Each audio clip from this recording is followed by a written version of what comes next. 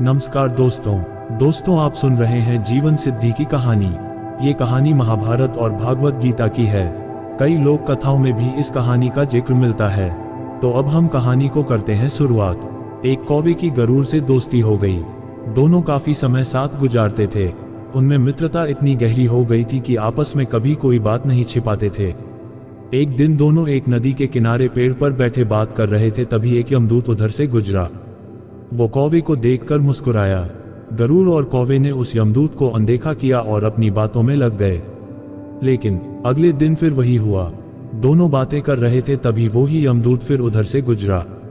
वो फिर कौवे को देखकर मुस्कुराया। इस बार कौवे को कुछ शंका हुई।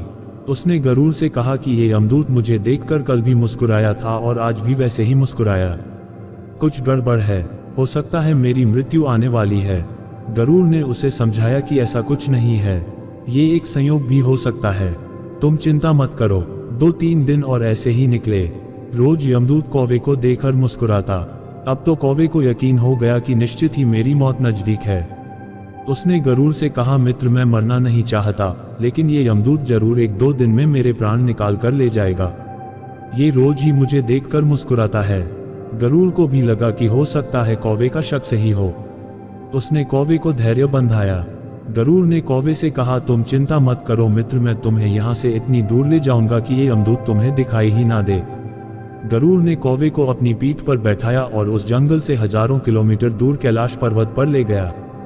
दोनों को अब ये डर नहीं रहा कि यहाँ कोई उन्हें परेशान कर सकता है। लेकिन वे जैसे ही कैलाश पर्वत पर पहुंचकर एक गुफा तक पहुंचे, वहां वो यमदूत पहले से ही मौजूद था। उसने कौवे को देखते ही उस पर पाश फेंककर उसके प्राण निकाल लिए।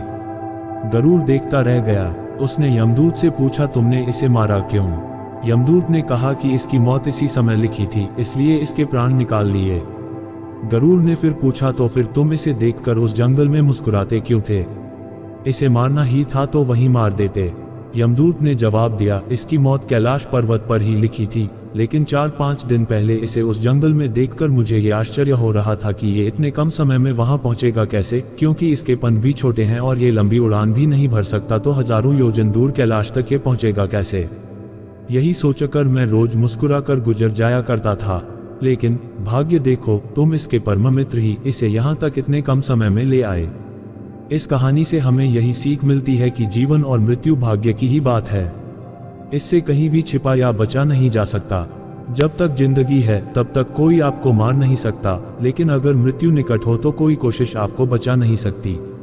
दोस्तों, कहानी पसंद आई हो तो लाइक, शेयर और कमेंट जरूर करें, और चैनल पे नए हैं तो सब्सक्राइब करना न भूलें। धन्यवाद।